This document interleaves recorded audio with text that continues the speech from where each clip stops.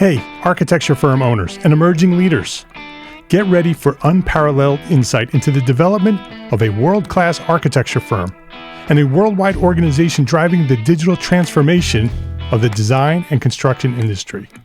With Build Smart, the podcast that's changing how our profession operates. We share the incredible stories behind innovation in the building industry with my friend and co-host, Patrick McLeamy, FAIA, former CEO of the international architecture firm, HOK. You know, Yamasaki's office or firm lasted during his lifetime.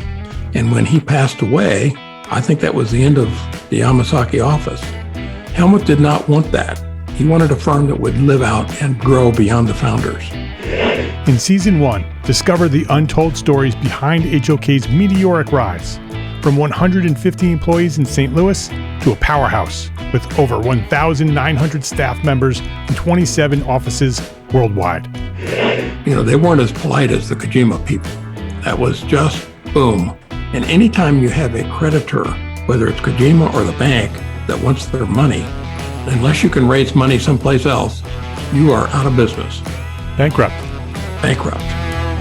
And hold on tight for Season 2, where Patrick takes us on a new adventure as chairman of Building Smart International, shaping the future of digital transformation in the design, construction, and operation of built assets. Ian Howell, Ken Harold, and I, Ken was my technical representative from HOK. The three of us took a tour of Europe of 5 cities in 5 days. Very busy time. Simply follow the link in the show notes to subscribe to Build Smart now and uncover lessons that will transform you and your architecture firm.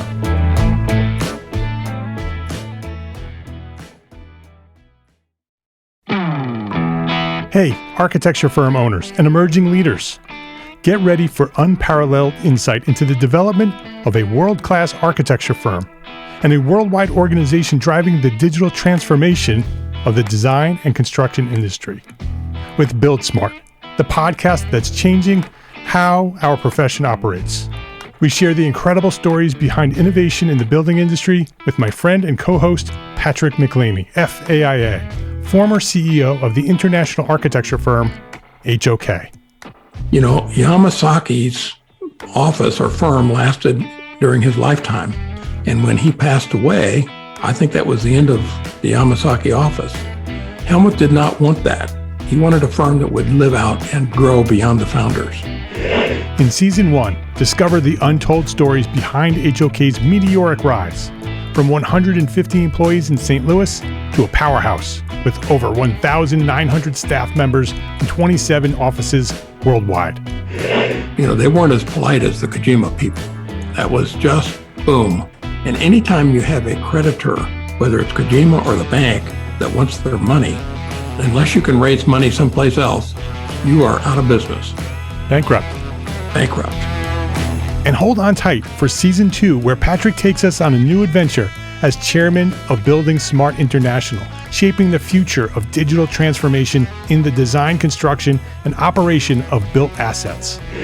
Ian Howell, Ken Harold, and I, Ken was my technical representative from HOK. The three of us took a tour of Europe of 5 cities in 5 days. Very busy time. Simply follow the link in the show notes to subscribe to Build Smart now and uncover lessons that will transform you and your architecture firm.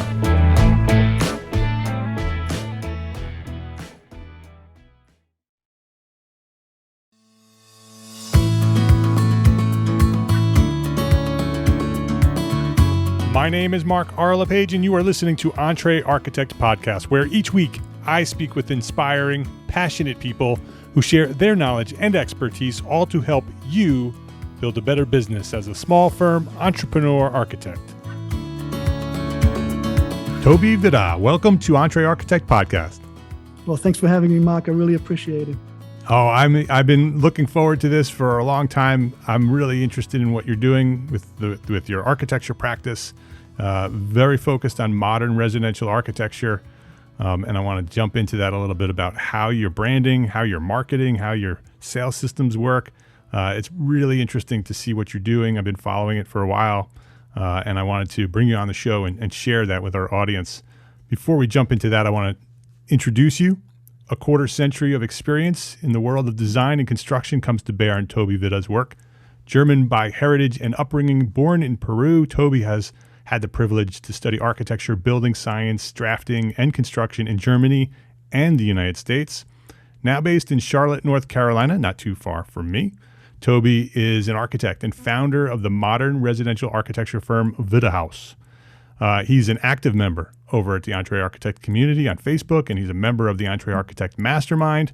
And so we've been connected and friends for some time now, and I've been watching what you're doing, Toby, over at Wittehaus, and how you're branding and marketing that firm as a pure modern residential practice. And I think there's a lot of architects out there who dream of doing that, right? They say, okay, I want to do modern architecture. I want to do modern houses. And then I think something in the back of their head sort of kicks in, some fear about focusing on one thing, but you're doing it. You're doing it very well. You have a great brand, a great marketing strategy, very clearly process-oriented, and I'd love to talk about that a little bit. Before we jump into that topic specifically, I want to learn more about you. I want to learn your origin story. What inspired you to become an architect, and maybe who helped you get to where you are? What's your origin story? Yeah, well, thanks. So I started out in Germany. That's where I grew up. And I think somewhere in my late teens, I picked up a book about architecture, and I do not remember what it was. But I do have an obsessive nature, and so I dove in. I read any and every book I could find, and that's sort of the end of that story, really. So how old were you? How old were you when you found that book?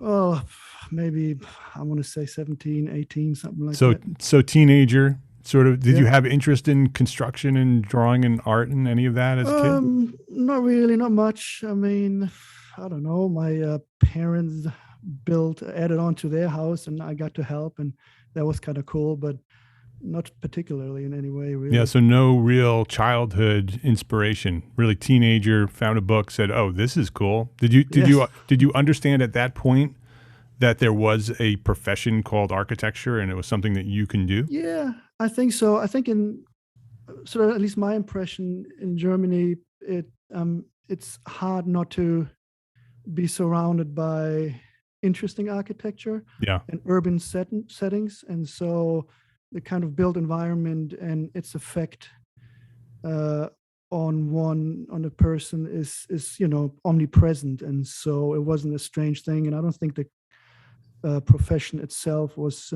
necessarily certainly a mystery, but the idea was out there, certainly, I'm sure. Yeah. So you grew up in Germany. How did you end up in the US? Well, I fell madly in love. Still am. That'll do it.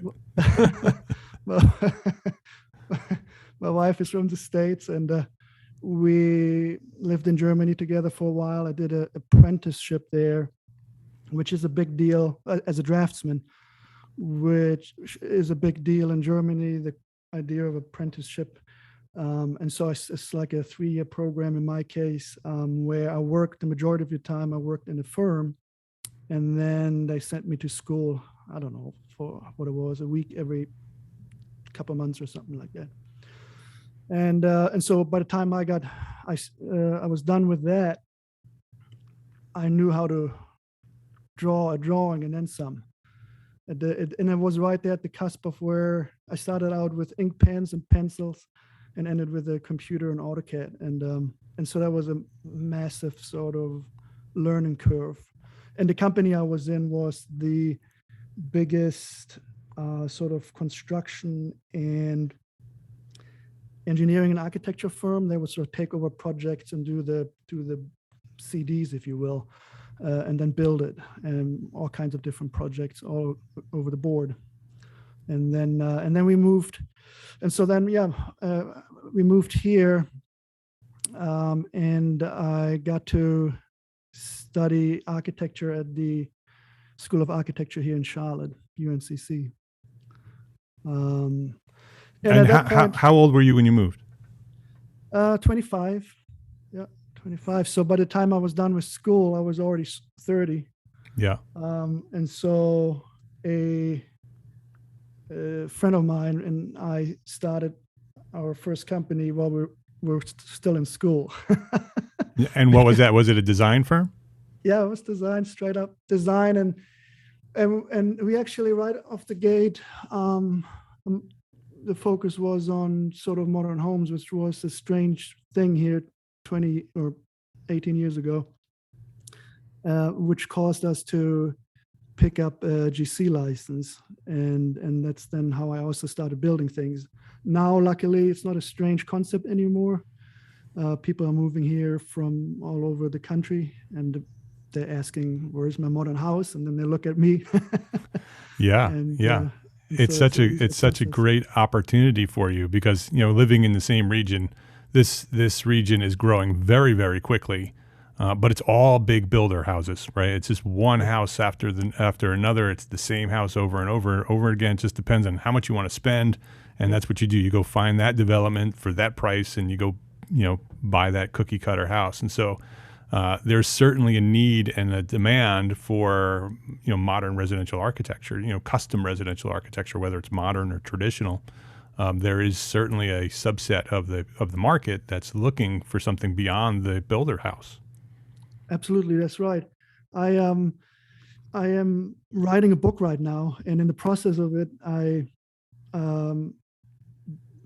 dove into some numbers that I could find. And figured, so like in Mecklenburg County, which is sort of the larger area of Charlotte, or the nucleus of the Charlotte metropolitan area, for the last couple of years, they pumped out about 10,000 houses a year. And those are mostly these kind of, you know, mass building kind of products. And I also found out that about only less than 2% of these houses are actually designed by an architect. Yeah. But those are then those kind of, you know, subset of that are my clients. You know, they want to have it designed right and do it right, and not be burdened by the sort of metrics of the real estate market that provides just the mundane. Yeah. And nothing special. Right. They're getting messages from builders. They're getting messages from realtors saying, you know, you want to buy a house that you can sell, you can flip it, and it'll keep its value. And you don't want to risk your investment on a modern house that's different because that modern house may not sell to the big market that's out there to buy it. And so people who are buying and building homes are afraid to do something unique. Yeah. But there is definitely a market out there who's willing to take that risk. And so you want to serve that market and then also educate the rest of the market with the work that you do. Yeah, and that's it's interesting because so one of the questions that I have to answer is who's my ideal client. In fact, not to make this an infomercial for what you do, but listening to your podcast and you know other podcasts around you, you know, there's a lot I picked up, and is one of the questions. And so over time, I figured out that I now lovingly call them my clients the odd couple, because it turns out that most of my clients, or all of my clients, they're sort of in some way or another outsiders. They don't quite plug into the sort of mainstream, the Joneses sort of stuff. And so for them, it's easier to do something different. And so it's exactly but they still bring what you just described. And so I help to walk them through that and allow them to go for what they really desire. And then it's okay. And it's okay to spend their money on the right stuff. It's their home, it better be right. And so like part of the process, I'm now realizing really what I'm in the business in is to build confidence for my clients, for them to feel like, I know I want this. Everybody says I'm not allowed to. And I say, no, you are. In fact, you have to. Life is short. Do it right. The built environment, especially a home, we learned all of that in the last year and a half, is absolutely essential sort of, it's the built environment that we spend our time in, and it influences how we greet the day, how we think about ourselves, how we meet the day. And so I allow my clients to be okay with the fact that, you need to do it right. You have to. So let's do it. Yeah, that's so interesting. And that's all part of your brand. It's part of the story that you're telling your potential clients, that you're talking about your ideal client. You've identified that ideal client. You have a very specific location, right? You're not trying to serve the entire world. You're serving the Charlotte metropolitan area in South Carolina, North Carolina. You have a very specific building type, right? So when that client shows up, that art couple who are looking for that house, they very quickly find you. And there's very few competitors that are focused specifically on what that art client is looking for, that art couple. And so you're already halfway there, right? When they find you, they resonate. They say, oh, we found our architect. And so now it's just a matter of going through the process of getting them signed up. You've already sold them just by building that brand. Yeah, that's what I've learned, and certainly I'm trying out, and it seems to be working perfectly. It's, as far as I understand it and how I look at it, it's sort of a set of conversations that I have with my clients, prospective clients, before I even offer any services. And so I try to provide as much in all the information. Nothing is sacred.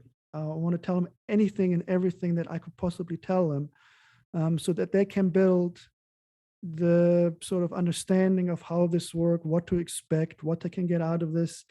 But exactly what you say, by the time they say, let's do it, they're big-eyed and bushy-tailed and right, jumping in and say, let's, they're all excited about me being able to push the start button for them. You've helped them build that confidence to take the plunge and do what they really would want to do. Yeah, and it's a big deal. I mean, you spend enormous amount of money, life savings. It's going to be something that you're going to see yourself living for at minimum 10 years. Most of my clients basically say, this is my last house. And so it's a big deal. And so they want to make sure they go in this with all the trust and security that they can possibly have. Yeah. Yeah. And a lot of that confidence building is earning you trust, which helps the rest of the process move along much more smoothly. That they've already built that trust in your brand, in the marketing process, throughout the sales process. So when you get to the point where you're into a design process, you can design what they really want. And maybe they don't even know that they really want what you have to provide, right? Often they come with ideas and then you provide a different idea. You've learned what they really need, what they desire, but you provide a solution that they may not have expected, right? That's exactly right. The whole design process itself is structured to coax out of them all that's sort of slumbering, and that needs to be drawn out and looked at, and so it's a step-by-step kind of process that allows. So it's not prescriptive, right? I'm not sort of saying, well, here's what you get. Open the bottom drawer and get out a floor plan. Right. But rather, I really try to figure out and allow them to figure out what it is they're asking for, and then build the house around it. I always tell them the house already is there. We just have to find it between the client, between the property, and the budget, and a slew of other things. The house is kind of there. We just have to discover it and find it. Yeah. Another thing, based on what you just said, is that the focusing on one very specific subset of things that I do and offer allows me also to be that kind of guide for them to have that trust, because I know this, and I tasted competence in this field, and it tasted really good. Yeah. And being that focused, I get to talk about one thing and one thing only. I get to learn about this one thing and this one thing only. And there's so much around it. It's going to fill my lifetime and then some, to nibble on just a portion of this, and so, but it allows me to then I know this inside and out. And then the trust building, the confidence building, my services, they stretch far beyond the design. Yes, the design is sort of the nucleus. That's where my heart lies, and where the heart of the process really lies. But I take them by the hand from the very beginning all the way to moving in. All of the aspects I guide them through and set them up in the right way, in whatever piece of that they want to have fulfilled, so that when they come to me, it's easy, it's fun, it's a great adventure, and stress-free. Let's take a break to thank our sponsors for their support of this episode. As architecture demand increases toward pre-pandemic levels and beyond, how are you and your architecture firm keeping up? ARCAT is here to help.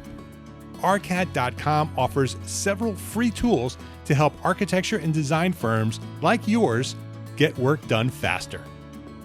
Use ARCAT's powerful search engine to find the right products for your projects, and download BIM, CAD, and specifications right there on the same page without needing to pay or register. It's free. ARCAT.com also offers product videos, catalogs, green reports, product certification information, outline and short form specification generation, and so much more.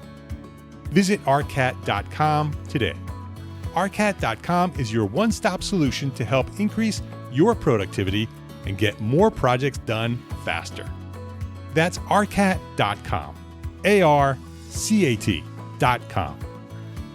FreshBooks makes it simple to send invoices, post your expenses automatically, track your time for your whole team by project, and get organized with financial reports, communication, and notifications.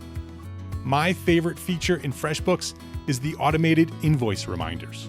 I think sending invoices and getting paid is one of the biggest barriers to our success as entrepreneur architects. Who has the time? But if we don't send out the invoices, we don't get paid, right? FreshBooks makes it easy to send out your invoices and get paid fast, online, with a click of a button. And when your client doesn't pay you on time, FreshBooks will send them a friendly email reminder through a simple system that you control. Sign up for a free 30-day unrestricted trial and get ready for the simplest way to be more productive, organized, and most importantly, get paid faster. Go to EntreArchitect.com/FreshBooks and enter EntreArchitect in the How Did You Hear About Us section. That's EntreArchitect.com/FreshBooks. Please visit our platform sponsors today and thank them for supporting you, the EntreArchitect community. Can we walk through that a little bit about throughout the process? I want to step back a little bit. I want to sort of walk the listeners through sort of your branding, your marketing, your sales, and then sort of talk a little bit about the actual design process so they can see how they all tie together.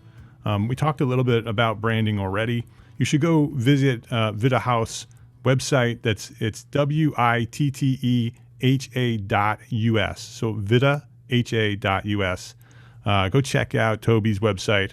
Has built a great brand, and so you'll understand that he's focused on a very specific building type, a very specific location, and a very specific ideal client. It screams modern architecture. So when you land there as a potential client for modern architecture, they very clearly understand they're in the right place. And so the brand is built really well. And then so you do also, Toby, you do a lot of marketing, online marketing. So you write a blog, you have a YouTube channel, you do a lot of work on LinkedIn. I'm seeing you do that. You have a merch shop, you have swag, you have t-shirt. I'm wearing one of your t-shirts right now.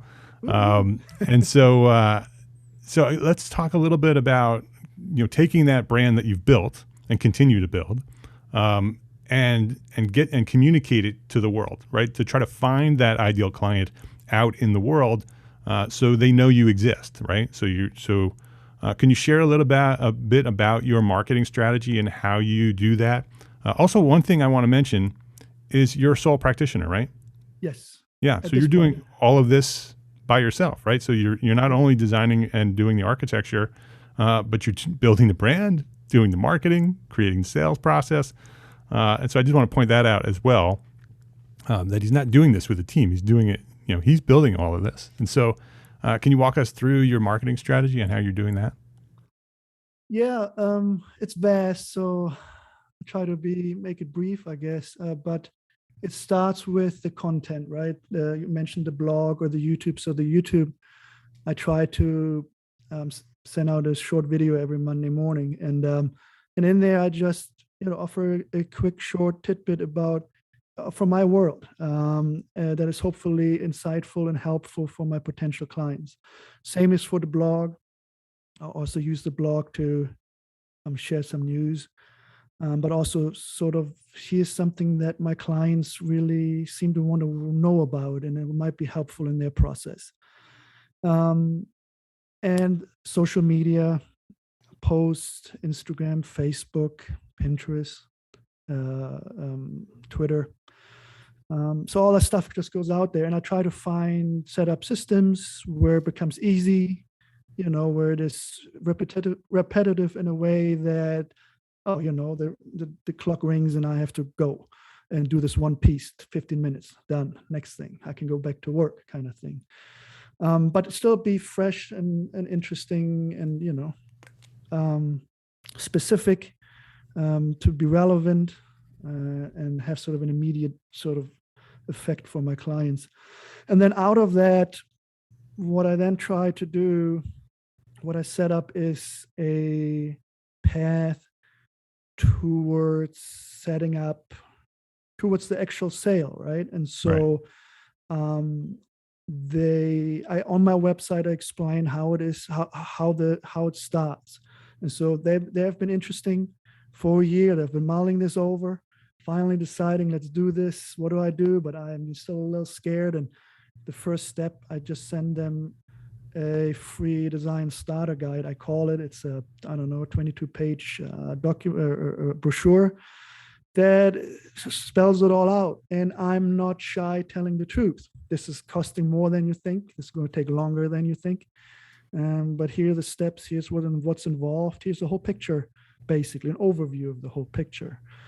And if I haven't scared them away at that point, then there's automated follow-up emails with more information and all of that. And essentially, they then reach out, it's prompted to set up a video call to say, hey, they get to fill out a questionnaire provided with me. And then we get to sit there and really have an honest conversation. And at that point, they're already deciding that they're doing this, right? Because, there has been a process to get there.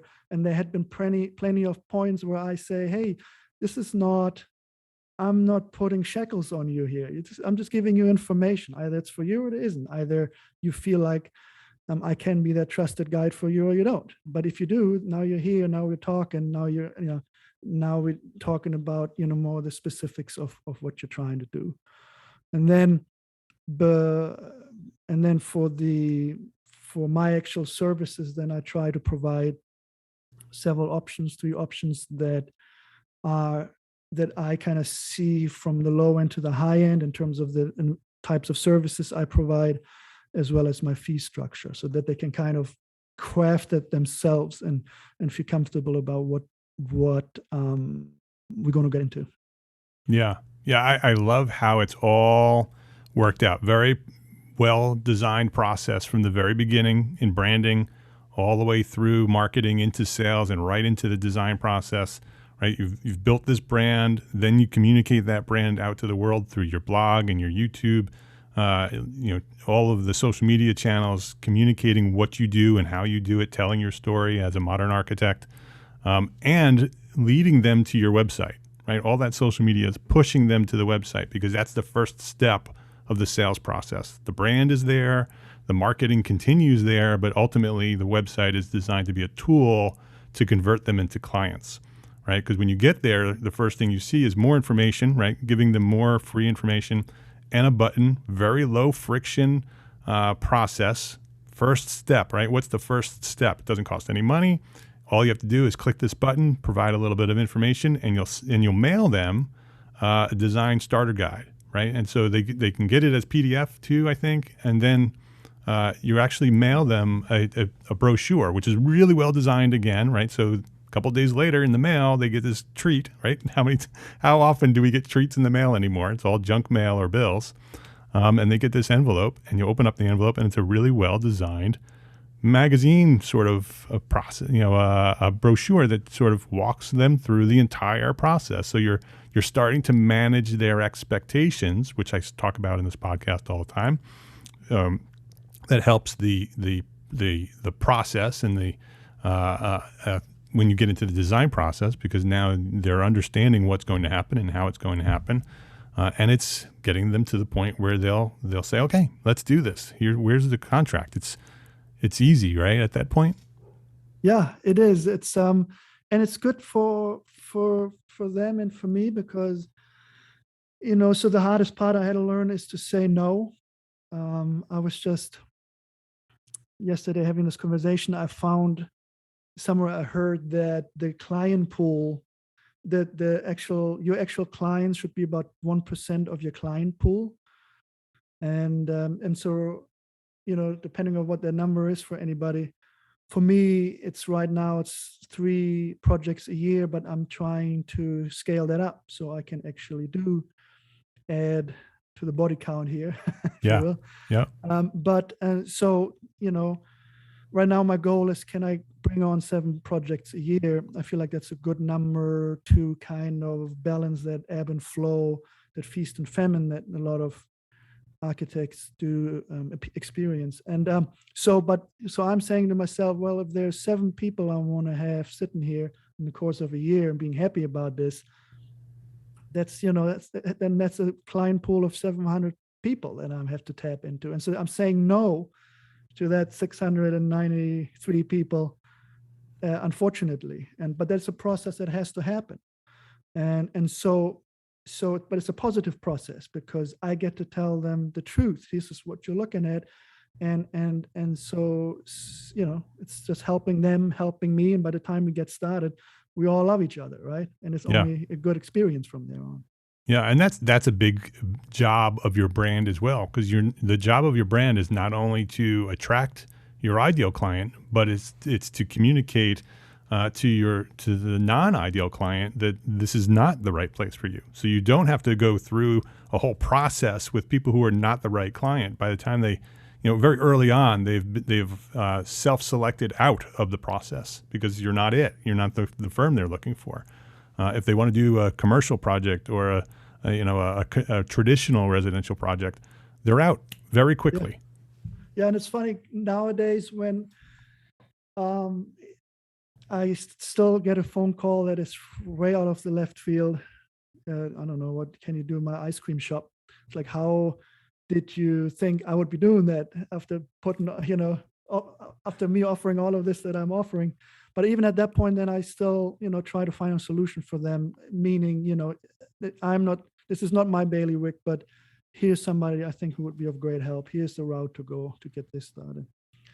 If I help them, then, and that's most important. I mean, that's one of the, a couple of these aphorisms or whatever that I picked up here and there, and all of this learning about all of this is, one is, for instance, that I try to serve my clients. I try to love them more than my product, which is the design, even though, that's what I live and die for.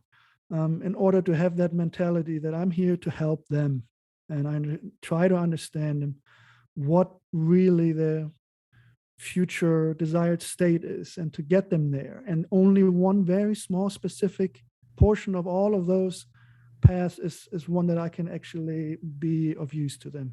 And that's the one I want to get to focus on.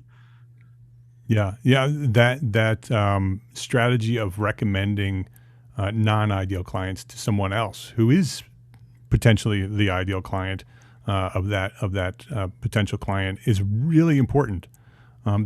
Don't just reject them and say no, not we're not it, right? Have a strategy on how someone specific you can recommend them to that they will be served well, because not only will you be helping them, but that's a reflection on who you are as a person. And so when that client that you've said no to finds somebody who is an ideal client, they serve them up to you, right? They say, well, this person helped me and I have the perfect architect for you. He's a residential modern architect. Go talk to Toby. Yeah. And so one piece of this whole business development is then also the networking. And so I learned from another podcast or other presentation you had guest on, that I now I'm trying to meet one new person every week and follow up with 3 of my long friends list, and have one coffee, and also send out a handwritten thank you card. That's like my per week kind of homework. And so what that means is I meet interesting people that are loosely connected to my profession and what I do. And there's absolutely fantastic, interesting people that are talented and do great work. And it's great to sort of get to know them and then be able to have that network to tap into and say, hey, whoever, Sarah, here, I got a great client for you. I think you would be a great match, or whatever else it might be. Yeah. It's so interesting to talk to you about your process, because you clearly think about it that way. You think about the process and the results, but also you have a pure authenticity. That networking meeting isn't just to build your network and build clients; it's to build relationships with people, and just pure relationships. Right? I may be able to help this person someday. They may be able to help me someday. And ultimately, by doing that over and over again, sometimes those things work out to become, projects and money. But that's not the strategy that you're taking. Precisely right. Yeah, exactly. Yeah. So go ahead. What was one of the? Sorry. Yeah. Well, one of the things was what was it? Marketing is or friend building, or friend building comes first, or something like that. And, once I kind of understood that mentality, it was suddenly easy to realize, well, I love people. They're interesting. Why don't I get to know them? Yeah. It's easy. And then you build that kind of network of friends without I'm not, here to get a job from you. I'm here to get to know you because, you are interesting. So yeah. what's wrong with that? Yeah, very inspiring, very motivational. I think you're tapping into the hearts and minds of a lot of our listeners right now, saying, "Hey, I can do this too." Toby's a sole practitioner, although clearly you're going to need some help soon because you're growing pretty quickly, and 7 projects a year is not a small feat with one person and doing all of these projects. I want to talk about 2 more things before we wrap things up. One is, are you using any specific tools that you're really happy with to help you do this as a sole practitioner? Yes, lots of them. To kind of answer the question backwards, I recently checked into a full CRM software and realized that those are great tools, but they do exceed sort of my marketing budget right now, this sort of monthly fees. And so my version of the same is kind of put together out of lots of smaller online services. But it's all, so I can't even, it's like 10 or a dozen different services where it all becomes automated and helpful. And things, so I don't put brochures in an envelope that gets sent out. I don't even, know about any of that until they actually show up for a Zoom call. Calendar, setups to meet people. And so the one big one, I guess, is Monday.com is one of those things that is sort of a whiteboard where I can plan my projects. I can keep sales forecasting, another thing I learned here. Shout out. Whoop, whoop. So I do my sales forecasting where actually, I keep track of all the people that I have conversations with and where that conversation is and where do they seem to be going to, and so that I can smooth things out and stay on task and don't forget anybody and guide everybody through it. And then the projects I structure there as well as financial planning and such things. And it's a great piece that I then want to use with employees, that they can see all of that and we can communicate. And so, yeah, so there's a good dozen or more softwares that I'm using. Yeah. Could you put together a list and send them to us, and we'll just put them on the show notes, because I would love to understand the tools that you're using to be able to help you do this, because clearly a lot of it is automated. I noticed that with the brochure, that it wasn't a handwritten envelope. This was coming from a service that you were set up with, and so I'd love to just put together a list of the tools you're using and just drop them in the show notes for this episode. That'd be great. Gladly. All right. The last thing I want to talk about is residential development. We don't have to dive too deep into it, but you're doing that too. On top of all of this, you're also designing and building and selling one modern residential architecture project a year of your own development. Can you talk about that strategy a little bit? Yeah, it's completely selfish. I think that all of this, these buildings get created through the design and the build, and that's when they turn out really great. And so by being allowed to build a few, I learn how the market works. I learn how trades work. I know what things cost, what is possible, what kind of hoops I can make people jump through, and where I'm sort of, stretching the envelope a little too far. And so I really consider those my research and development projects in my head. But they're true spec houses that, there's money involved, so I need to finish them well and sell them for an appropriate price. And so, but it's fun, and it's so I learn a lot, including clients. I mean, yesterday I was lamenting that to a builder, that this idea about you build it and they will come is absolutely true. When I put a building out there that's different, really different, there's still people lining up the street, right, and bidding on these things because they see what it is. I don't have to explain it to them. They get to touch it, and so then they bid on these things, and it's clearly a sign that this is what they want. And when it's built and done and finished, that is a very easy kind of sale, if you will. Yeah. Yeah. And so that residential development is not only research and development for you. You should learn a lot and you understand a lot. You can do things that maybe a client's not comfortable doing. You can try those in your own projects. But they add to all the other things that we just talked about. And they add to your brand. They add to your marketing strategy. Yeah. It adds to your sales system. All of that creates, more confirmation that they are in the right place. And not only that, there's one unique house that's for sale, and so they're bidding them up and selling them, and the ones that don't get the house, sign them up as clients, right? Exactly right. Now you can go build another one for them. Yeah, that's exactly right. And the expertise gets built when I now talk to my custom clients. I can guide them through that whole cost piece of it, of what things cost and what to expect and where to place your budget, where it counts and where it doesn't count, and all of that stuff. Yeah. You're doing it right, Toby. It's really exciting to watch you, to follow your process, to talk to you today. Before we wrap things up, I wanted to ask you the one question that I ask everybody. What's one thing that a small firm architect can do today to build a better business for tomorrow? Well, the most exciting piece for me, and maybe the most helpful thing I got to offer is to figure out what you want to be when you grow up, and then hit that out hard, trust it, and fill that dream.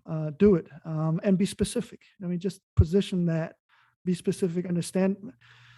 If I can add to that real quick, hanging out a shingle is not enough. that part of the sort of architectural profession is the minimum of what we have to offer. We can design a building so that it can get built and fit the client's needs. That's the minimum. And so be specific, find a market and make that architecture piece just a portion of what you offer to your clients in that market. And so that's what helped me to decide on, to say, okay, this is what I want to be when I'm Big Toby. Yeah. So let's go for that and ignore all the rest. Yeah. Such good advice. Such good advice. His name is Toby Witte. It's Witte, and the firm is Wittehaus. And the website is witteha.us. So witteha.us. Go check out the website. You will learn a lot just by looking at the website. Then sign up for all his social media and follow him on social media. And you'll really be inspired and really be motivated to take on these projects of your own, sort of build your brand to your ideal client and build a really strong, thriving architecture business. So, Toby, thank you. Thank you for sharing so much, so being so transparent today, and being out there teaching the world about architecture, specifically modern architecture. It not only helps you as a professional, but it helps the entire profession out there telling the story of what architects do in a very clear, concise way. So thank you for doing that, and thanks for sharing your knowledge here today at EntreArchitect Podcast. Thank you, Mark. I really appreciate it. This was absolutely fantastic.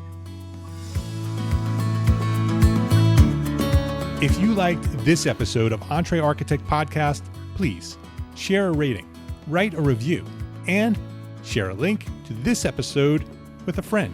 That's how EntreArchitect Podcast will grow to serve thousands more architects just like you. Thanks to our sponsors, FreshBooks and ARCAT, for their support of this episode. Links to our sponsors and all the resources we discussed today are available at the show notes for this episode, found at entrearchitect.com/podcast. EntreArchitect is a member of the Gable Media Podcast Network. Gable Media is curated thought leadership for an audience dedicated to building a better world. Listen and subscribe to all the shows at gablemedia.com. That's GABL media.com. And check out EntreArchitect Academy membership. Ready-to-edit business resources, live monthly business training for architects, a supportive architect community, and Simple Systems, our business system program developed for you, the small firm architect. It's all waiting for you at EntreArchitect Academy membership, including AIA continuing education learning units. Come join me and hundreds of your entrepreneur architect friends at entrearchitect.com/join. Enroll today at entrearchitect.com/join. Thanks for listening today. Love, learn, and share what you know.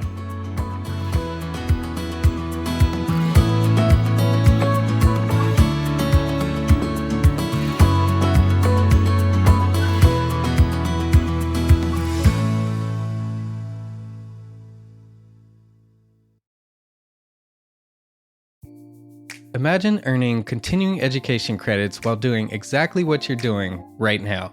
Well, you can. Gable Media has revolutionized the way you earn your continuing education credits with a groundbreaking approach. Forget running around town and scouring the internet for credit-worthy courses. Fulfill your CE requirements effortlessly by listening to engaging podcasts just like the one you're listening to now. Our podcasts are designed to educate, entertain, and inspire, all in a user-friendly environment. But wait, there's more. Architects, Gable Media is also approved as an AIA continuing education services provider. Upon completion, we handle everything, from reporting your hours directly to the AIA to storing your certificates in your personal Gable Media profile for your self-reporting needs. So follow the link in the show notes and start earning your credits in the most innovative and entertaining way possible with Gable Media. Attention architects and creative minds, get ready to supercharge your brand with Build Your Brand, the podcast that's unlocking the secrets of branding success for creatives. Hey there, it's Mark Arlepage, founder of EntreArchitect, and I'm inviting you to join my friend, architect marketing expert Jeff Eccles at Build Your Brand podcast. where he explores the captivating stories of the world's top brands and transforms their lessons into powerful moves for small firm architects and creatives like you. In Season 1, Jeff shares the thrilling tale of Southwest Airlines, where he dissects their journey to the summit and distills it into strategies tailor-made for you. It's important to keep in mind that companies like Southwest compete in the real world, just like you, and face real-world challenges, just like you. You might be surprised at how similar those challenges are to the struggles that you grapple with on a day-to-day basis.